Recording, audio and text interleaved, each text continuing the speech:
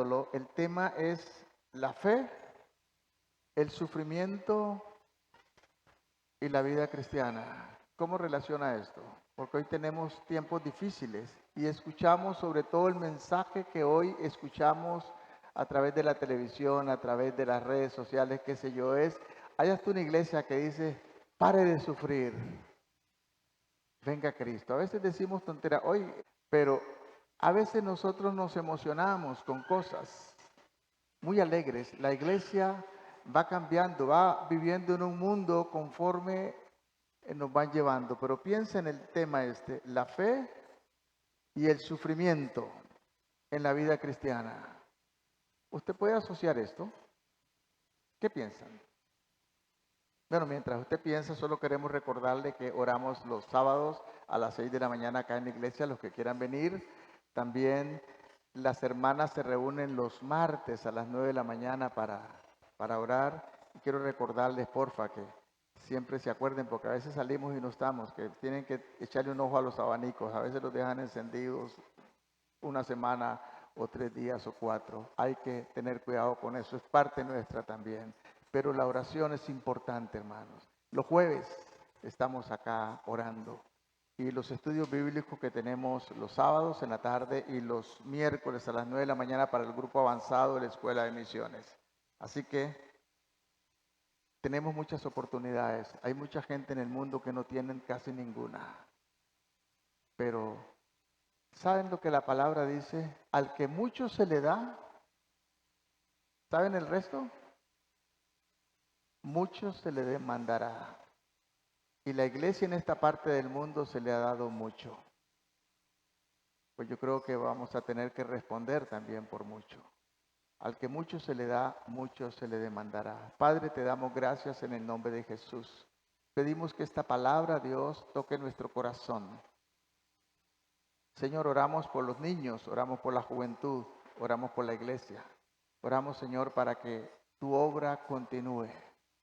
Padre, tal vez somos una partecita pequeña de la iglesia en el mundo, pero tú nos has llamado a ser parte. Pero la vida cristiana, Señor, tenemos que entenderla como la dice tu palabra, no como la dice el mundo.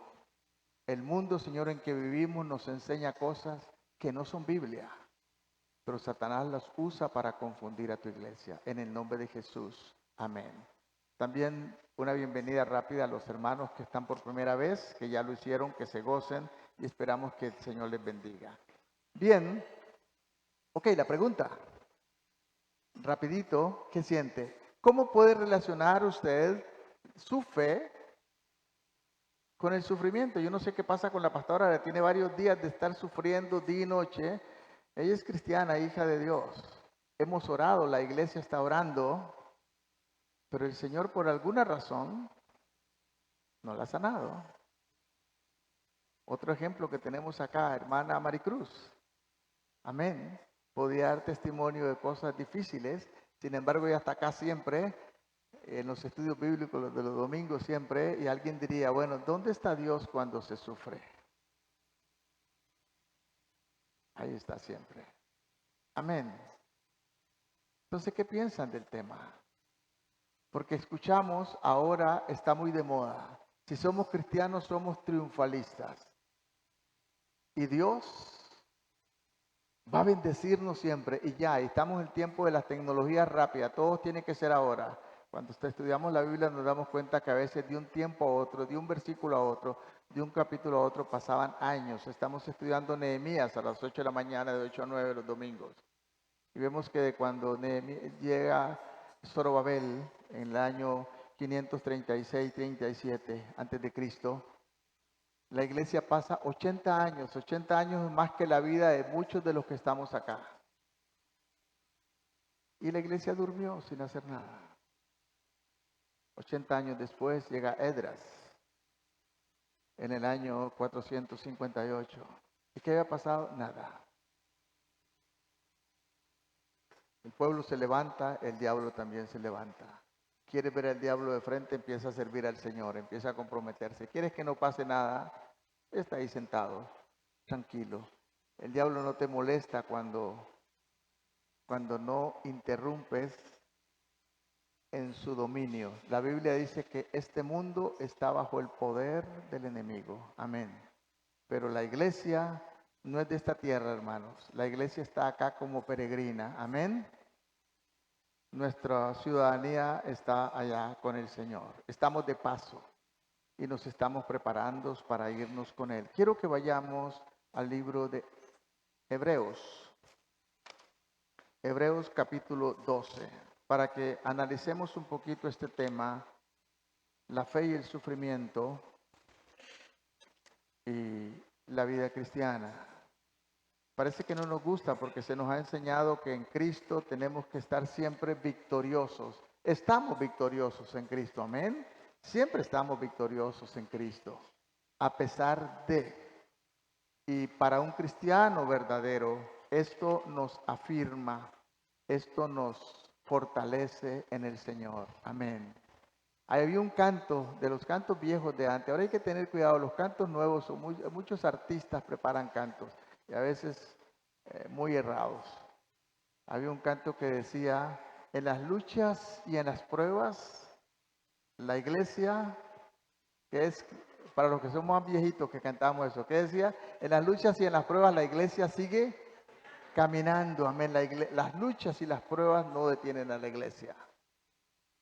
La iglesia se fortalece y sigue. Dice la palabra del Señor de la siguiente manera.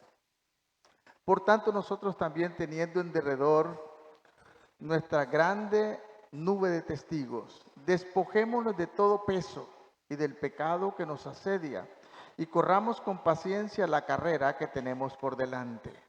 Puesto los ojos en Jesús, el autor y consumador de la fe, el cual por el gozo puesto delante de él sufrió la cruz, menospreciando el oprobio, y se sentó a la diestra del trono de Dios. Versículo 3. Considerad aquel que sufrió tal contradicción de pecadores contra sí mismo, para que vuestro ánimo no se canse hasta desmayar. Versículo 4. Porque aún no habéis resistido hasta la sangre, combatiendo contra el pecado. Y habéis ya olvidado la exhortación que como a hijos se os dirige diciendo, hijo mío, no menospreciéis la disciplina del Señor, ni desmayéis cuando eres sorprendido por él, reprendido por él. Versículo 6. Porque el Señor al que ama, disciplina y azota al que recibe por hijo. Si soportáis la disciplina de Dios, os trata como a hijos. Porque, ¿qué hijo es aquel a quien el Padre no disciplina? Pero si se os deja sin disciplina, de la cual todos han sido participantes, entonces sois bastardos y no hijos. Por otra parte, tuvimos nuestros padres terrenales que nos disciplinaban y les venerábamos. ¿Por qué no obedeceremos mucho mejor al Padre de los Espíritus y viviremos? Y aquellos ciertamente por pocos días nos disciplinaban como a ellos les parecía, pero para lo que nos es provechoso, para que participemos de su santidad. Versículo 11. Es verdad que ninguna disciplina al presente parece ser causa de gozo, sino de tristeza. Pero después da fruto apacible de justicia a los que en ella han sido ejercitados. Dice el versículo 12, vamos a leer hasta el 13. Por lo cual levantad las manos caídas y las rodillas paralizadas y haced sendas derechas para vuestros pies, para que lo cojo no se salga del camino, sino que seamos sanados. Amén. En el Dios amado. Gracias, Señor. Cuando usted lee el libro de Hebreos es un libro, es una carta, no un libro, es una carta. Muy interesante. Hasta el día de hoy no sabemos quién escribió la carta a los hebreos. No sabemos realmente. Algunos hablan de muchas personas, de Pablo, de otros, pero en realidad nadie sabe quién escribió la carta a los hebreos. Pero la carta a los hebreos tiene algo muy interesante, que era un mensaje del escritor sagrado al pueblo hebreo, al pueblo judío en el tiempo del Nuevo Testamento, en el tiempo después de Cristo. Estaban pasando persecuciones espantosas. Muchos de los cristianos estaban muriendo por la causa del Señor, estaban dispersos por diferentes partes del mundo y entonces estaban pasando momentos agobiantes y están siendo tentados para volver al judaísmo. ¿Por qué? Porque en el Imperio Romano el judaísmo tenía privilegios. El judaísmo se le permitía tener sus cultos, su religión y hacer ciertas cosas protegidos por el Imperio Romano, pero no el cristianismo, porque el cristianismo que salía del judaísmo era perseguido si no se le daba el culto al emperador, si no cumplía ciertas cosas que en ese tiempo al cristianismo se les llamaba los del camino, y estos eran perseguidos. Entonces los hebreos propiamente de origen, eran hebreos de nacimiento, decían, por así decirlo, estamos mejor en el judaísmo, siguiendo las prácticas con la ley de Moisés, con la circuncisión, con todas estas cosas, que en la fe del cristianismo que nos trae muerte y nos trae persecución. Y es por eso que se escribe la carta a los hebreos. No es que habían vuelto. Si ustedes dejan la fe para volver a esto, a Cristo han negado. ¿Y cómo descuidaremos, dice el capítulo 3, nosotros si descuidamos una salvación tan grande?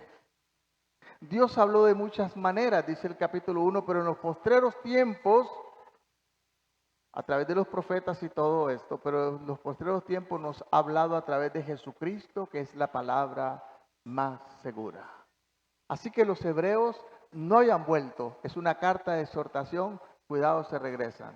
Porque si se regresan, lo pierden todo. ¿Cuántas veces en la vida cristiana, hermanos, la gente por el tipo de evangelio que predicamos viene a Cristo, pero cuando las pruebas comienzan, cuando la situación comienza, prefieren regresar donde estaban antes? Al mundo, a cualquier otra cosa. ¿Y qué tienes en el mundo? Nada, condenación eterna. Pero nos encanta escuchar hablar de estas cosas, del triunfalismo en la vida cristiana. Claro que somos victoriosos. Cuando nosotros vemos el capítulo 11, no lo vamos a leer, ustedes posiblemente no lo han leído. ¿Qué es lo que nos habla el capítulo 11? Nos habla de los héroes de la fe. Amén. Nos habla de los héroes de la fe. Pero, ¿cómo vivieron estos héroes de la fe? ¿Cómo fueron martirizados? Y nos habla de una lista. Todos murieron de maneras horribles defendiendo su fe. Defendiendo su fe. Y si podemos tomar un texto lema, acá sería el versículo 4. El autor les dice, ustedes no han llegado hasta la sangre combatiendo por la fe. ¿Qué significa? Hasta la muerte. Hasta la muerte. En otras partes del mundo la gente está viviendo cosas horribles. Yo tengo un videito ahí que nunca se lo voy a presentar. Cuando ISIS allá en el Medio Oriente se levantó y ahora parece que sigue ahí, pero casi ya no tan fuerte. Y los que más sufrían eran los cristianos. Nosotros acá vivimos como en el cielo, hermanos.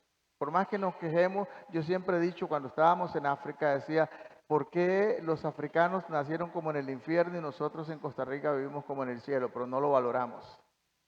Y nos quejamos porque tenemos una cultura de queja. Y había una fila larga de estos cristianos y el verdugo de ISIS estaba ahí con un machete como de este tamaño. Es un video cruel. Nada más le acomodaba la cabecita y corte. La cabeza caía por un lado y el cuerpo quedaba nada más moviendo un piecito. Lo jalaban, lo tiraban a la pila de muertos, el que sigue. ¿Y sabe por qué? Por la causa de Cristo. ¿Qué dice el versículo 4? Interesante, del capítulo 12.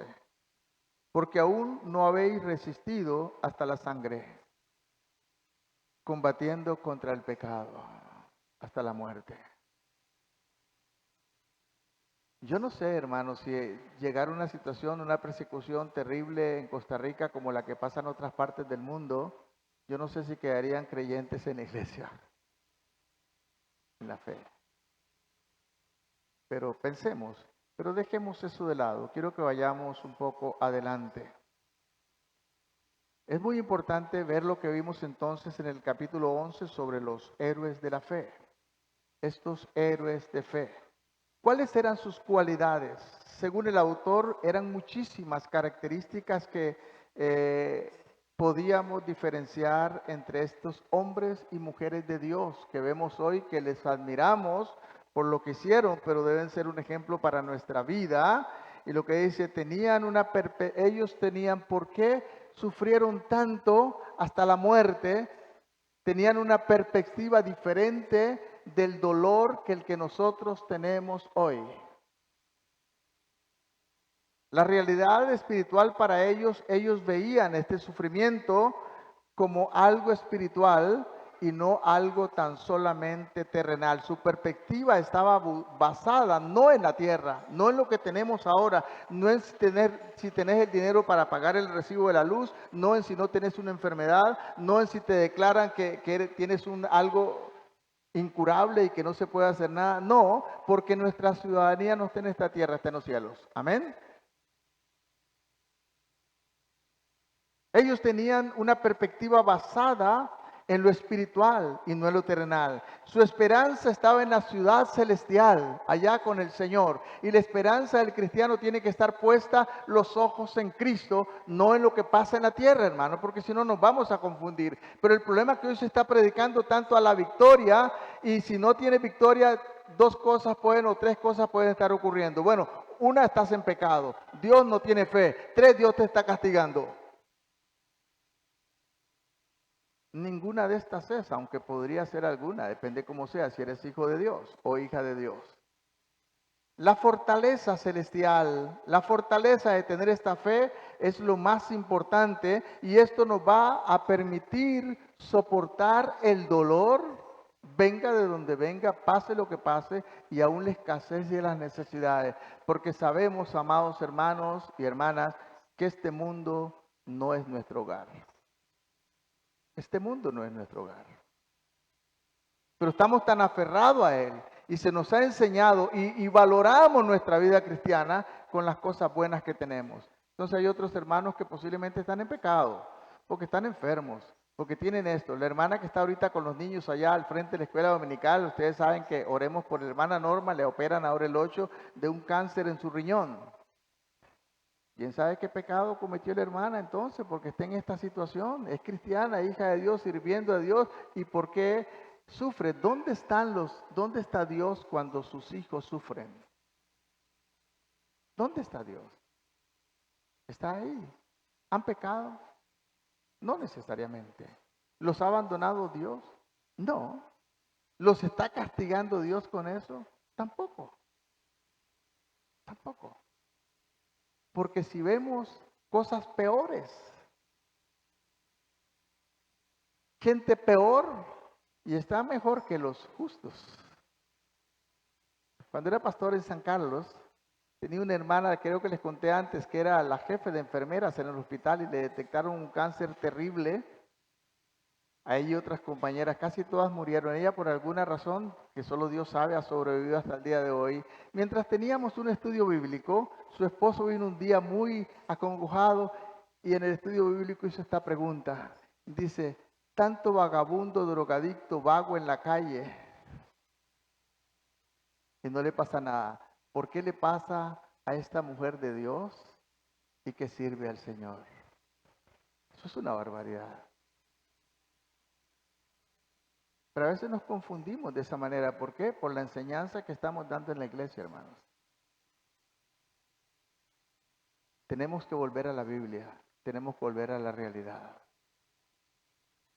Dice que por su llaga fuimos curados, pero el problema que tenemos con la palabra sanados o curados es que es la misma palabra para sanidad física que para salvación. Y es cierto, en Cristo todos los que somos hijos de Dios estamos sanos. Amén. Aunque tengas un cáncer. Estamos sanos. Aunque tengas fibromialgia, que tantas hermanas padecen y dicen que es horrible. Estamos sanos, aunque tengas lo que tengas. Amén. Porque somos salvos en Cristo Jesús. Amén. Eso es lo que la palabra nos enseña. Claro, Dios se ocupa de un hombre integral. También puede sanar nuestro cuerpo si esa es su voluntad. Y tenemos que seguir orando con fe. Yo sigo orando por todos los enfermos.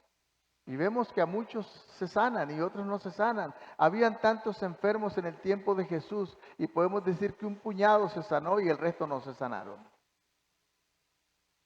Bueno, el propósito mayor del autor, como dije, llamar a los hebreos a la fidelidad en medio de las circunstancias adversas. El propósito de la palabra de Dios para nosotros hoy es llamarnos a la fidelidad en medio de la situación, sea cual sea. Amén.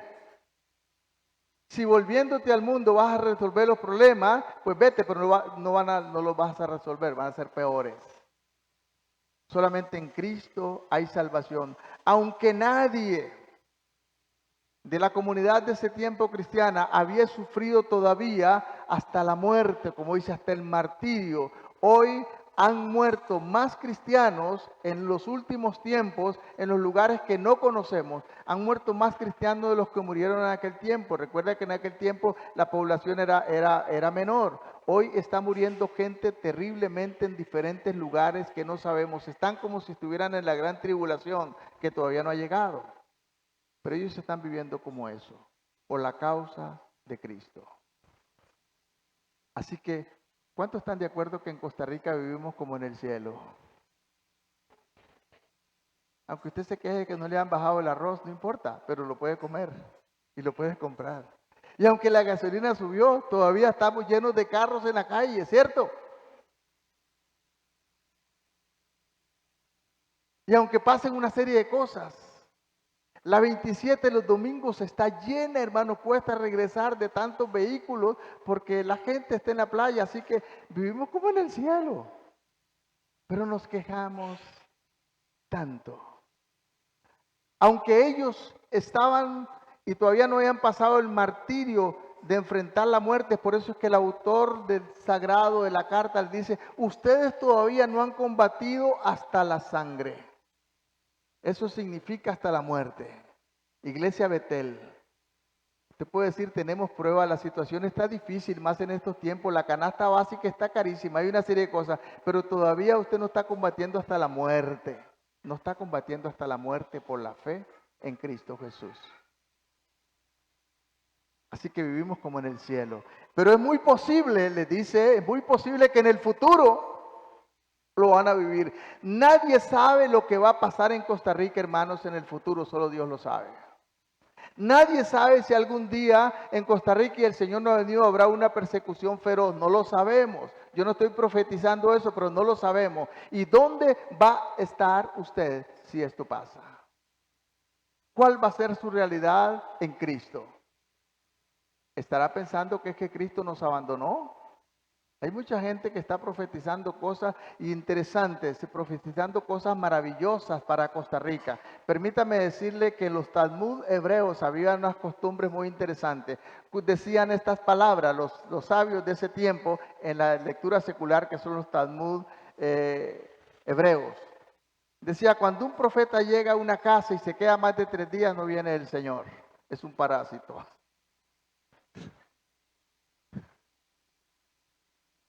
Bueno, yo no estoy diciendo que es la realidad, eso es lo que ellos creían, está escrito en los Talmud. Pero también decía otra cosa, cuando alguien te profetiza solamente prosperidad y cosas como estas, dúdalo, pero cuando llega alguien a tu casa y te dice, ciertamente morirás, seguro que eso viene de Dios, porque nadie tiene el valor para llegar y decirte a tu casa te vas a morir. Tiene que ser del Señor, porque a nosotros nos gusta oír las cosas positivas, las cosas buenas, nada más. Muy interesante. En el capítulo 2 de Segunda de Timoteo, quiero que veamos este pasaje. Empezamos tarde y de repente no vamos a terminar, pero no importa, es importante, hermano. Yo siento una carga de que compartamos la palabra, porque el pueblo del Señor está siendo engañado por gente que predica un evangelio fácil, un evangelio de promoción, como usted va por la avenida central, 50% de descuento. Estamos viviendo un evangelio de descuento, un evangelio de promoción. Cuidado con eso. Dice el capítulo 2 de Segunda de Timoteo, versículo 11 y versículo 12. Palabra fiel es esta: si somos muertos con Él, también viviremos con Él. ¿Qué es lo que dice? A mucha gente no le gusta escuchar esto. Si somos muertos con Él, ¿quién va a ser muerto? Los cristianos. Si somos muertos con Él o por Él, viviremos con Él. Si sufrimos, también reinaremos con Él. Si le negamos, Él también nos negará. Entonces, esta palabra sufrimiento como que hay que erradicarla de la iglesia de los últimos tiempos. ¿Cómo te sientes, hermana Maricruz, cuando los dolores terribles vienen? ¿Cómo te sientes cuando los dolores terribles vienen? ¿Pierdes la fe?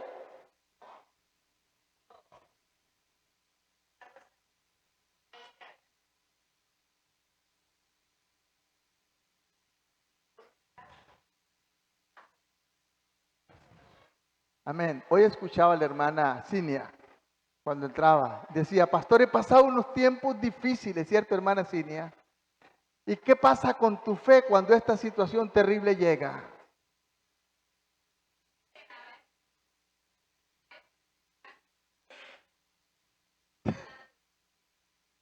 A veces, oyeron lo que dijo, a veces se me cae un poquito la fe. Hermanos, seamos realistas.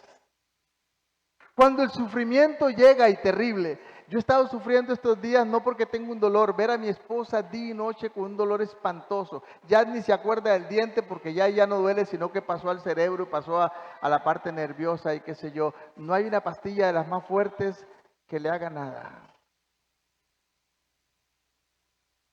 Hemos orado y la pregunta es, ¿qué nos estará enseñando el Señor? ¿Qué aprendemos de esto? ¿Cuánto le amamos? ¿Cómo vamos a permanecer firmes en medio del dolor? ¿Saben lo que dice la Biblia que pasó con el profeta Isaías, un hombre de la fe? El profeta Isaías lo colgaron de los pies, con la cabeza hacia abajo, y con una sierra de esas que usaba la gente de mano antes, que estaba un hombre de este lado y otro al otro lado para cortar. Seguramente algunos de los más adultos conocieron eso, las sierras de mano, que eran dos, uno jalaba para acá y esto. Y pusieron la sierra entre sus piernas y lo partieron a la mitad.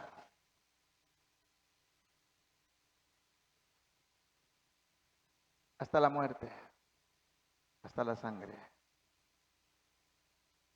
Estamos hablando del profeta Isaías. Y si ustedes leen el capítulo 11 de los héroes de la fe, todos murieron de manera terrible. ¿Quieres ser un héroe de la fe? Bueno, amén, hermano. Hermano Orlando, solamente oramos que no te acierren a la mitad.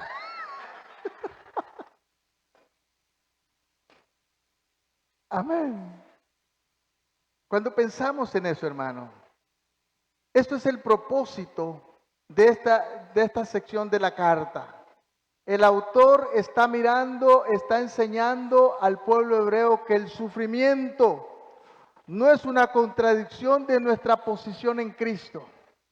El sufrimiento muchas veces nos identifica como hijos de Dios. El sufrimiento muchas veces es parte del pueblo de Dios. Y cuando más buscas a Dios, peor se pueden poner las cosas. Pero eso no es la fe que predicamos ahora, ¿cierto, Gustavo? Cuando pienso en tu esposa, que la pasa difícil, me imagino tú como esposo la ves difícil, sufriendo, quisiéramos ayudarle un poco, pero no podemos. Mi esposa me decía ayer en una broma, ¿te puedo pasar un poquito mi dolor? Yo le dije, si yo pudiera con gusto lo aceptaría para ayudarte, pero no podemos. Solo orar que Dios le fortalezca. ¿Cuántos hermanos en esta iglesia están sufriendo por una u otra cosa? Y eso nos trae a veces confusión, porque se te ha enseñado que o estás en pecado, que Dios no te ama, o que Dios te ha abandonado, que Dios te ha dejado. Eso no es la verdad. Como el mundo piensa hoy,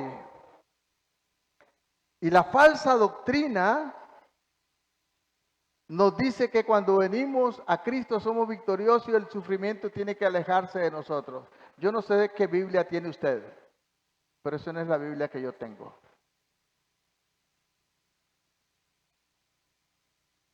Si sufrimos con Él, reinaremos con Él. Amén. Y no todos sufrimos, pero de alguna manera va a llegar, pero compadezcamos a aquellos que están pasando momentos difíciles. Al contrario, yo diría que es la marca verdadera de nuestra identidad. En las luchas y en las pruebas, la iglesia sigue caminando. La iglesia sigue caminando. Le voy a decir una cosa. Si a usted le han dicho que venga a esta iglesia porque se le van a acabar sus problemas, le engañaron. Yo no le voy a decir eso. Cuando usted venga y busque al Señor, se le van a acrecentar. Y en medio de esas situaciones es donde usted va a tener que aprender a vivir la vida cristiana y a entender que vive en el terreno del enemigo y que este mundo no es nuestro hogar. Pero una cosa linda es que en el cielo no habrá dolor, no habrá sufrimiento, ni habrá nada de eso. Amén. Bendito sea el nombre del Señor. El sufrimiento es una parte necesaria para ser hijos e hijas de Dios. No hay una negación de su amor ni de su fidelidad a sus seguidores. El sufrimiento no es que Dios te está negando ni que Dios te ha dejado. Al contrario, Dios está contigo. Y la primera cosa que quiero que veamos ahora es que una fe disciplinada nos ayuda a aferrarnos más, a mantenernos firmes y a darnos cuenta que por lo menos un poquito le amamos al Señor. Como le dijo Cristo a Pedro después de que Pedro le negó, y creo que era en la 7ª aparición, cuando Pedro, que era un sanguíneo de esos de hueso colorado, corre, se lanza al mar, deja a los otros con la barca a ver cómo se las arreglan. Jesús lo espera con un pescado asado en la playa. Y seguro empiezan a desayunar muy temprano. Y Pedro lo llama Jesús llama aparte a Pedro y le dice: Pedro, ¿me amas más que a estos? Pastorea mis ovejas. Cuando Pedro le dijo: sí, Señor, tú sabes que te amo. Pero se lo vuelve a preguntar: pastorea mis corderos, los más pequeñitos. Y él dice: sí, Señor, tú sabes que te amo. Pero se lo pregunto una tercera vez. Y Pedro dice: Señor, ya ni sé si te amo. Ya ni sé si te amo. Y se entristeció. Señor, tú lo sabes todo. Tú lo sabes todo. Yo no sé cuántas veces el Señor te ha hecho la pregunta a ti. Y tal vez en el momento cuando estás pasando un momento duro, difícil, cuando has perdido un ser amado, o cuando estás a punto de perderlo, cuando estás pasando un dolor espantoso, cuando te botan del trabajo, cuando no sabes qué hacer, cuando no sabes dónde ir, y eres cristiano o cristiana, y el Señor te dice: ¿me amas más que los demás? Yo pienso que lo que amamos al Señor es una realidad y Dios lo sabe. Y muchas veces no lo entendemos, como cuando Dios le dijo a Abraham: entrégame tu hijo, y van subiendo la colina del monte este, que ahí estuvo la cruz después. Y le pregunta el niño, el muchacho, no era tan pequeño ya, porque le llevaban la leña a la espalda: papá, aquí está la leña, aquí está el fuego, ¿dónde está el cordero? Yo me imagino que se destrozó el corazón de aquel padre. Sabía, porque él sabía que su hijo iba a morir. Él sabía, iba a morir por su mano, se lo iba a entregar. Y él dijo: Dios lo proveerá. Por eso le llamamos el Padre de la fe. En los momentos difíciles, hermanos, Dios nos perfecciona y podemos saber que, aunque sea un poco, le amamos y que estamos dispuestos a seguir adelante. Yo no sé hasta dónde podemos aguantarlo. Los que sufren, ¿por qué sufren los justos? El autor muy solapadamente dice cosas, 3 ideas que de ahí falsas, de lo que entendemos como sufrimiento. ¿Dios es el autor del dolor? Muchas veces sí, eso lo dice en Isaías. No siempre en la vida del creyente, pero dice que Él es el que crea la adversidad, las tinieblas y todo eso, Isaías 45, no lo vamos a ver. ¿El dolor es un castigo de Dios sobre sus hijos? Yo creo que no.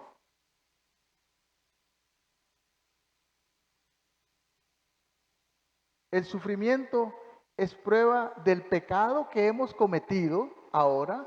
El pecado vino para toda la humanidad, para separarnos de Dios. Pero el pecado o los pecados que están pasando ahorita, hermano, el Señor nos ha perdonado. Y muchas veces Dios no nos está castigando por estos pecados. Porque si Dios estuviera castigando esos pecados, por esos pecados castigó a Cristo. Y le digo una cosa, que si Dios estuviera castigando por esos pecados, yo creo que no alcanzaría el castigo para todo lo que hay que darle al mundo. Y aún algunos hermanos. Pero sabe una cosa, a veces los que caminan peor están mejor que los que caminan bien. A veces los que están sufriendo están más fieles que los que no sufren nada. Entonces no es un castigo de Dios por el pecado. Y esto el autor lo vemos allí. Los cristianos o la comunidad de fe debe sentirse estimulada ante el hecho de que la persecución que usted puede estar sufriendo o el dolor que usted puede estar pasando, puede considerarlo en algunos momentos como que Dios te está formando. ¿Y qué es lo que usa Dios para formarte? ¿Qué es lo que los padres usan para formar a sus hijos? Dice la hermana Disciplina. ¿Estás de acuerdo? Bueno, cuidado, lo oye el pani. Ahora los hijos son a veces hasta intocables. Permítame decirle que es vergonzoso, pero un chiquito de 3 años vuelve loco una familia. Cuando estábamos allá veíamos algunos programas de Europa, y creo que se los he contado antes. Las familias, papá y mamá, que contratan una niñera para que venga a salvarlos de un mocoso de este alto.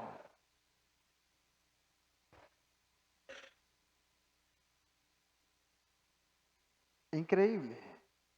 ¿Qué es lo que la Biblia nos enseña? No vamos a entrar en esa situación ahora. Estos versículos nos hablan del sufrimiento de Cristo, el Hijo de Dios sufriendo como hombre. Es lo que nos dicen los primeros versículos que leímos. Puesto los ojos en Jesús, el autor y consumador de la fe. El autor y consumador de la fe, dice el versículo 2, por el cual el gozo puesto delante de él sufrió la cruz, menospreció el oprobio y se sentó a la diestra del Padre. ¿Qué fue lo que hizo que Cristo, el hombre, se sentara a la diestra de Dios en los lugares celestiales? Que fue obediente hasta la muerte y muerte de cruz.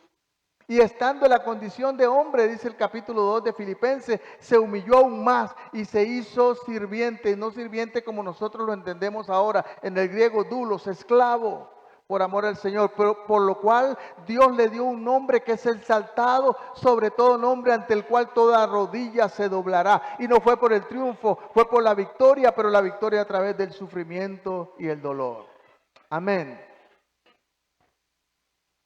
Y por eso es que cuando el apóstol Pablo dice este pasaje en 2 de Timoteo, y ya vimos que si sufrimos con él, reinaremos con él. Pero no se nos ha enseñado eso. Y por eso es que nos confundimos. Porque cuando la prueba viene, usted piensa que Dios le abandonó. Cuando la prueba viene, Dios está contigo y algunas veces te está cargando, hermano, para que podamos mantenernos y salir adelante. En cualquier realidad, los sufrimientos pueden ser vistos de un modo diferente. Pero en ese sentido, nosotros consideramos que es un instrumento de Dios para formarnos, para guiarnos, para enseñarnos. El versículo 4 dice de la siguiente manera: pero aún ustedes, pasaje que hemos repetido, no han sufrido hasta la sangre combatiendo al pecado. La Biblia menciona que el pueblo que no es disciplinado va a terminar en la tentación de la apostasía. ¿Y sabe qué es la apostasía? La apostasía es la rebelión contra Dios. La apostasía era una palabra cuando un soldado o alguien en el ejército se rebelaba contra las órdenes establecidas que estaban ahí. Pues apostasía es rebelarse contra la palabra de Dios, rebelarse contra Dios, rebelarse contra lo que la Biblia te enseña y no querer obedecer lo que la palabra dice por seguir tus propios caminos. Eso es apostasía, hermanos. Y eso es lo que produce un hijo sin disciplina. Así que, amados hermanos, gocémonos. Dice Pedro, gócense cuando se encuentren en diversas pruebas. Aleluya. Gócense cuando se encuentren en diversas pruebas. No queremos ni oír mencionar eso. Si a usted no le gusta escuchar estas cosas, escogió la iglesia equivocada, hermano. Hay muchas iglesias que están predicando triunfalismo, pero ¿sabe una cosa? Lo raro que vemos es que en estas iglesias que producen triunfalismo, los únicos que triunfan son los líderes y los pastores. Y los demás simplemente pagan los caprichos de estos. Yo no sé, pero en el libro de Judas, el Señor dice que eso es mercadería de la fe. Y tenemos que responder un día delante del Señor. Entonces, ¿qué significa hasta la sangre combatiendo contra el pecado?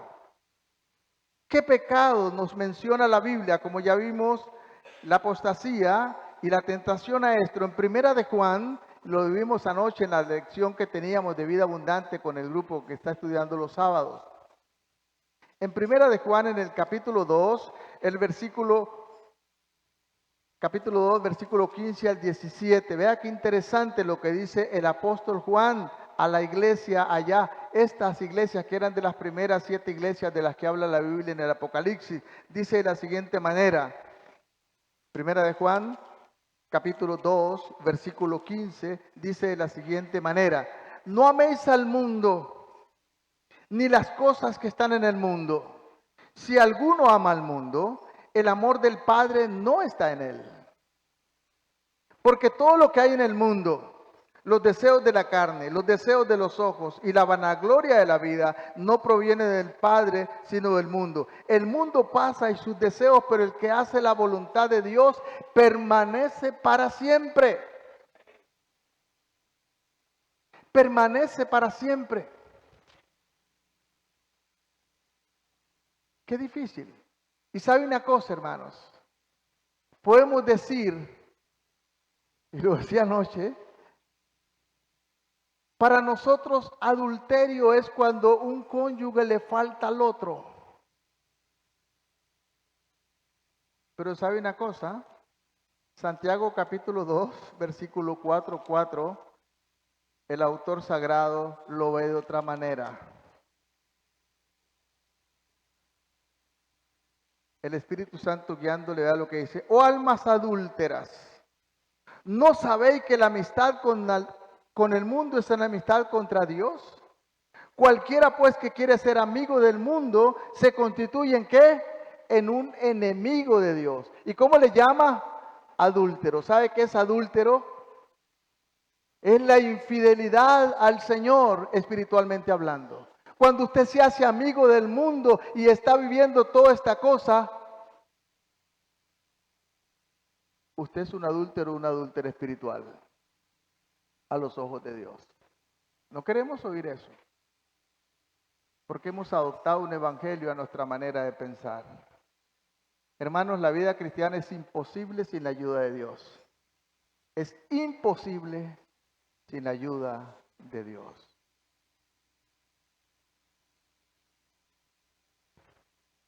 Qué difícil, hermanos. Iglesia, tenemos que agarrarnos del Señor.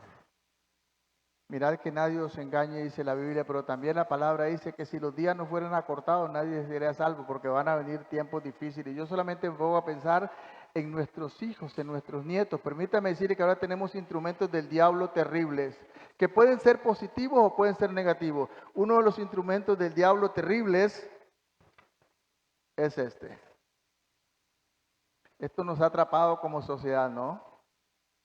Cuando te quedas sin teléfono y sin internet, como que se te paraliza el mundo. Ahí están los teléfonos, ahí está la agenda, ahí está todo lo que tengo, ahí está. Es como si me desconectan del mundo. Y cuando usted va a ciertos hogares, ya ni hay comunicación entre la familia, porque cada quien está en su teléfono. Yo cuando veo a mis nietos, sí, abue, sí, abue, sí. Ni siquiera me alzan a ver. Están en la mesa, están comiendo y están casi ni ven el plato. Decía anoche que casi me podían haber metido a la cárcel porque estaba en San Carlos en ese tiempo, vengo manejando y viene una chica y cerquita como a los menos de 10 metros se me cruzó, llevaba dos cosas metidas acá en el oído, ni siquiera me vio ni me alzó a ver, siguió, yo pegué el frenazo para no atropellarla y ella pasó al otro lado, se fue y no se dio ni cuenta. Si la atropello seguro yo hubiera ido a la cárcel. Antes decía el hermano Gigi Ávila, el tele es el cajón del diablo. Yo creo que el tele no es el cajón del diablo, el diablo lo puede usar. Pero a través del tele se pasan predicaciones, se pasan un montón de cosas. A través del teléfono se está llegando con una serie de cosas positivas. El asunto es el uso que le des. Es algo que está en el mundo que lo usas mal y el diablo lo va a usar para destruir tu vida. Los jóvenes se están quedando ciegos, se están quedando sordos por esta cosa. ¿Han visto los bebecitos ahí en redes sociales? Aparecen cosas que son muy risibles. Un bebecito chiquitito, le quitan el teléfono y se vuelve loco y se lo vuelven a dar y se calma. Paz del diablo, no de Dios. ¿Qué es lo que dice? No améis el mundo ni las cosas que están en el mundo, porque el que ama estas cosas, el amor del Padre no está en él. La disciplina del Señor es algo maravilloso. Proverbios, y voy rapidito a Proverbios capítulo 3. El autor sagrado está citando este versículo bíblico allí en Hebreos. El capítulo 3 de Proverbios, versículo 11 y 12. Mira qué interesante lo que dice la palabra del Señor. Pero no nos gusta eso también porque vivimos en un tiempo donde todo lo que es autoridad nos cae mal, nos afecta. Vivimos en un tiempo de rebeldía de la humanidad. ¿Y qué es lo que dice el versículo 11? No menospreciéis, hijo mío, el castigo. ¿De quién? ¿De quién viene el castigo? De Jehová. Porque Dios castiga a sus hijos. Pero Dios no castiga al mundo, ¿sabe por qué? Porque no son sus hijos. ¿Y qué sigue diciendo? Ni te fatigues de su corrección, porque Jehová al que castiga, al que ama castiga, así como el padre al hijo a quien quiere. Los padres que no corrigen a sus hijos no los quieren. No los quieren. Si usted no corrige a su hijo o a su hija, usted no la quiere, se va a ir al infierno. Su hija, y la culpa es suya, usted la está mandando allá. Dios al que ama castiga. Y voy al segundo punto rapidito, el tiempo se nos ha ido. La obediencia. El hecho de estar sufriendo significa estar aprendiendo, hermano. El hecho de que a veces estamos sufriendo algo, una disciplina del Señor, es que estamos aprendiendo, porque dice que al que Dios toma por hijo castiga y disciplina, porque para que no seamos bastardos. Bastardos es alguien que no es hijo. Yo espero que en la iglesia no tengamos bastardos, solamente hijos e hijas. Pero Dios nos va a disciplinar, Dios nos va a formar, Dios nos va a enseñar. Y esta es la manera en que debemos entender las dificultades que muchas veces estamos pasando en nuestra vida. Señor, y una de las cosas que no debemos decirle a Dios, ¿por qué? Cambie la palabra, dígale, Señor, ¿para qué? ¿Cuál es tu propósito? No por qué. ¿Por qué rebeldía?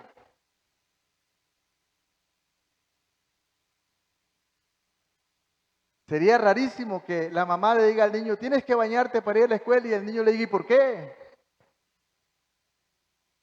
Pues cuando usted le dice a Dios por qué, eso es una actitud de rebeldía. Señor, ¿para qué?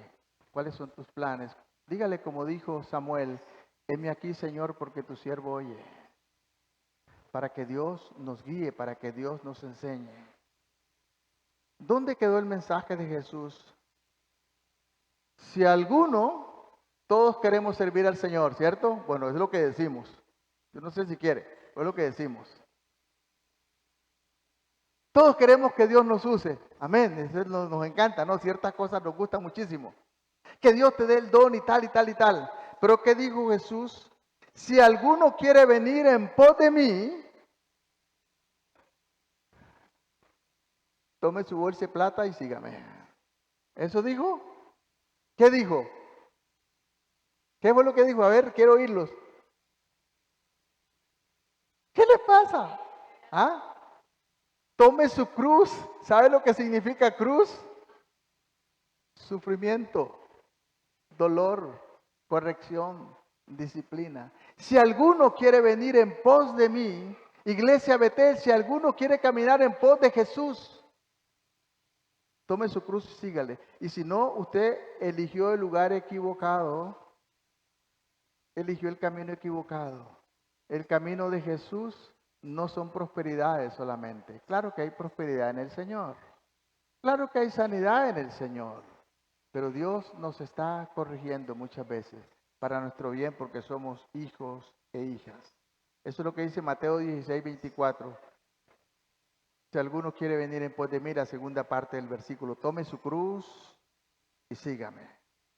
Por todo el Evangelio de Cristo, volvemos al capítulo 12, por todo el Evangelio de Cristo vemos eso. Desde el versículo 7, si soportáis la disciplina, Dios os trata como a hijos. Porque aquel a quien el Padre no disciplina, ¿qué es? No es un hijo. Pero si os deja sin disciplina, por la cual han sido participantes, entonces soy bastardo. Los hijos de Dios participamos de la disciplina del Señor porque Él nos ama. ¿Cuántos quieren disciplinar al Señor? Algunas veces decimos, Señor, ¿han escuchado alguna vez cuando los hermanos o algunos hermanos dicen en momentos difíciles, Señor, dame paciencia? ¿Lo han escuchado? ¿Cuántos han pedido paciencia? ¿Cómo se te da la paciencia? Con disciplina y con pruebas. Pides paciencia y te tienes la prueba. La prueba es la que te hace crecer en la disciplina con el Señor. Así que sigue pidiendo paciencia y te va a llover porque te van a dar, te va a venir una gran corrección de parte del Señor. Bendito sea el nombre del Señor, como vimos en Proverbios 3, que no lo vamos a ver otra vez, no menospreciemos la disciplina de Dios, porque Dios nos ama. Para formar el carácter del creyente en la santidad es necesario la disciplina. Y la disciplina muchas veces trae dolor, sufrimiento. Ninguna disciplina, hermanos, al momento parece agradable, ¿cierto? A usted le pegaron cuando era chiquito, a mí me dieron duro. Y me enojaba.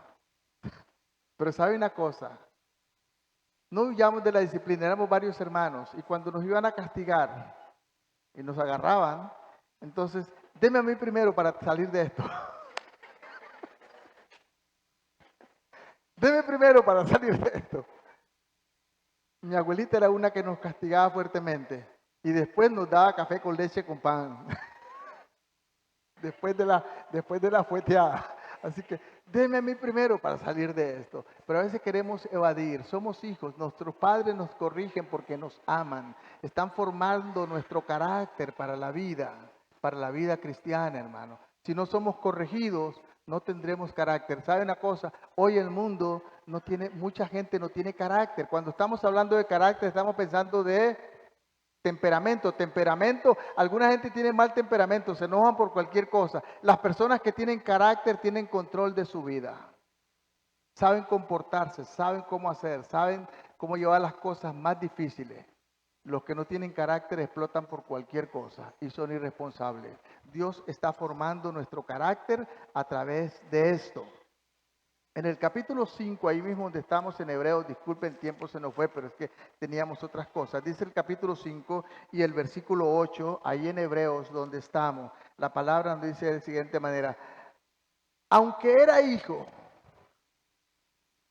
por lo que padeció, aprendió obediencia. Está hablando de Jesús. Se está refiriendo al Señor. Jesús el hombre, el humano. Recuerden que Jesús era 100% Dios, pero era 100% hombre. En su pleroma Él se despojó de su divinidad para vivir como usted y como yo en esta tierra. Y que dice que con todas estas cosas que Cristo pasó, en su humanidad aprendió obediencia. Aleluya. Usted y yo tenemos que aprender obediencia. Obediencia al Señor. Y comenzando por las cosas más básicas, tenemos que aprender a caminar en obediencia al Señor. Esto es lo que caracteriza como hijos de Dios, como pueblo de Dios, y caminar en victoria como la Biblia nos dice. Bendito sea el nombre del Señor. Pero no nos gustan estas cosas. Y dice el versículo 10, y fue declarado por Dios sumo sacerdote según el orden de Melquisedec. ¿De quién estaba hablando? De Cristo. Fue declarado en su humanidad el sacerdote y luego el sumo sacerdote. ¿Por qué? Por su obediencia. ¿Y qué le enseñó la obediencia? La prueba. ¿Qué es lo que enseña obediencia a tus hijos? La disciplina. Pero no queremos eso. En resumen, entonces, ¿cuál es el propósito de todo esto? El propósito de Dios es formar tu carácter cristiano. Tu carácter cristiano es lo que Dios quiere formar. ¿Puede ocurrir esto sin sufrimiento? No. No. Nadie sabe lo que valen las cosas hasta que ya no las tiene. O no, y algunos dicen no hasta que no las tiene. Cuando te cuesta. A los hijos ahora les da todo y no lo valoran. Pero cuando tuviste que trabajar para comprarte tus primeros par de zapatos, wow, tenías que cuidarlo porque cómo te costó y no fue tan rápido y no fue tan fácil. Toda una trabajada o tener que comprarte esto. ¿Qué tipo de sufrimiento debemos pasar? Bueno, eso va a depender del creyente. Eso va a depender de qué tan flexible seas al Señor. Eso va a depender de cuán difícil te pongas. Había una hermana que vino un día a la consejería y le dijimos, bueno, estaba difícil. Le dije, bueno, hasta que no te calmes delante del Señor, Dios no quitará la faja de ti, porque te ama. ¿Cuánto quieres? Humillado bajo la poderosa mano de Dios. Amén. Entre más te rebeles, Dios te ama y como sos su hijo o su hija, entonces te va a mantener la faja hasta que te calmes. La disciplina va a depender de usted. Va a depender de cuánto te sometas a Dios bajo la poderosa mano de Dios. ¿Y qué es lo que dice? Y Él os exaltará. Aleluya. Bendito sea el nombre de Dios. Entonces, como dice Primera de Pedro, y termino leyendo este pasaje, ahí terminamos. Primera de Pedro, el capítulo 4, el versículo 12 al 19. Es una lectura muy interesante porque el apóstol Pedro nos exhorta a caminar con el Señor a pesar de esto, a aprender de Él.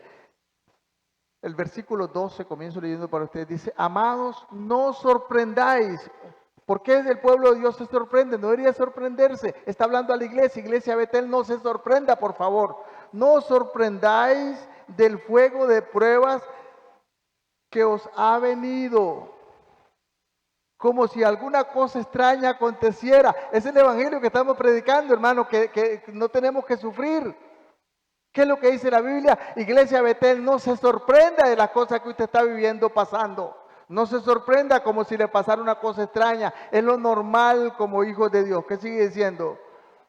Sino gozaos por cuanto sois participantes de los padecimientos de Cristo, para que también en la revelación de su gloria os regocijéis con gran alegría. Bendito sea el nombre del Señor.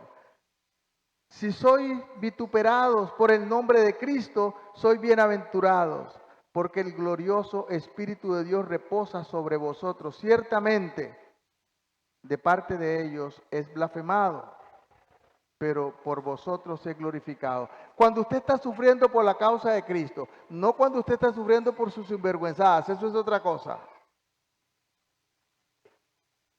A veces estamos sufriendo por nuestras sinvergüenzadas y por nuestras cosas, por nuestros pecados. Es cuando sufrimos por la causa de Cristo. Cuando estábamos en África teníamos una iglesia en la prisión y habían algunos, yo no sé si creyentes, primos o qué sé yo, de Nigeria. Nigeria es el país más grande de África y con más habitantes, como 120 millones. Y resulta ser que estos estaban en la cárcel. ¿Y sabe por qué estaban en la cárcel? Por estafadores, por falsificadores y por un montón de barbaridades que hacían. Pero estaban ahí en la iglesia también porque eran supuestamente creyentes. Cantaban como los ángeles. Cuando ellos cantaban, usted sentía que lo levantaban allá. Y una vez dijeron estas palabras: es que Dios nos usa para castigar a la gente. Y yo dije, ustedes deberían darles vergüenza estar acá. Porque ustedes no están aquí por la causa de Cristo, ustedes están aquí por sinvergüenza, por ladrones, por usurpadores, por malvados, por corruptos, no por la causa de Cristo.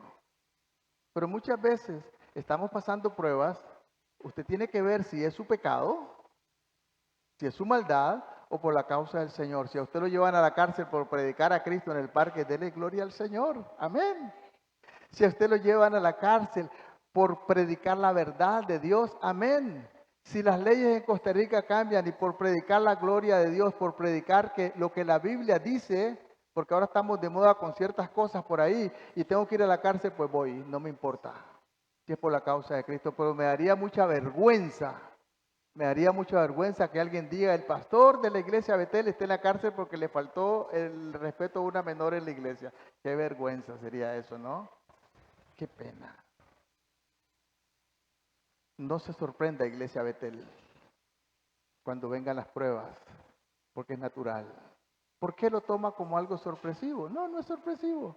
El problema es el evangelio que estamos predicando. ¿Por qué no nos ponemos sobre nuestros pies, oramos y le decimos al Señor: Señor, queremos que tu palabra nos transforme, queremos que tu palabra nos enseñe, queremos que tu palabra, Señor, a través de tu palabra nos cambies y que formes ese carácter que debemos tener como hijos e hijas de Dios, en el nombre de Jesús. Padre, gracias, Señor, porque estamos viviendo tiempos difíciles, tiempos en que hay escasez de la palabra de Dios, tiempos, Señor, en que estamos predicando una palabra que no es la tuya, estamos predicando un evangelio de promoción. Pero Dios, también tú eres el Dios que bendice, pero vas a bendecir, Señor, cuando hayas formado el carácter que debemos tener como hijos e hijas de Dios. Yo te pido, Señor, que levantes esta iglesia, que levantes a los jóvenes, levantes a los niños y también, oh Dios, que esta iglesia pueda enfocar su visión en la misión que tenemos por delante. Mientras estamos en esta tierra, Dios, tienes un propósito a través de nuestra vida, es que te sirvamos y que también te glorifiquemos. Señor, que el mundo pueda verte a través de nuestras vidas. Que la santidad tuya, Señor, fluya a través de nuestro andar, no solamente nuestras palabras, nuestro comportamiento, nuestro accionar diario, Señor, no solamente con los que están en la iglesia, pero con los que están fuera también. Que la gente que no te conoce pueda escuchar esa palabra y ser transformado por el poder del Espíritu Santo. Amén y amén. Vea qué bendición, esto es bendición. Vea, mientras hacíamos todo esto, hay una mesa servida ahí al frente. Gloria al Señor, que podamos saludarnos. Y sigue algo, ¿se tienen que ir o no? Ok.